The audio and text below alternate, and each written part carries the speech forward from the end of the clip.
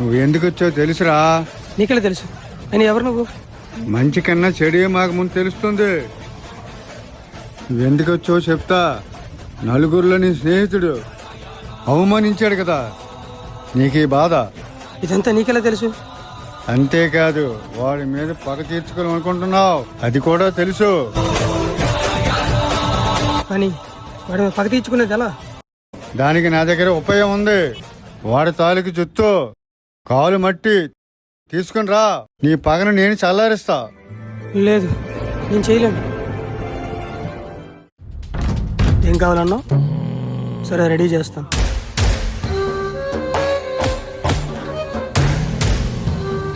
ఈ నమ్మకం నాడు కుమ్మినట్టే వాడిని అష్టదిగ్బంధం చేయగలం.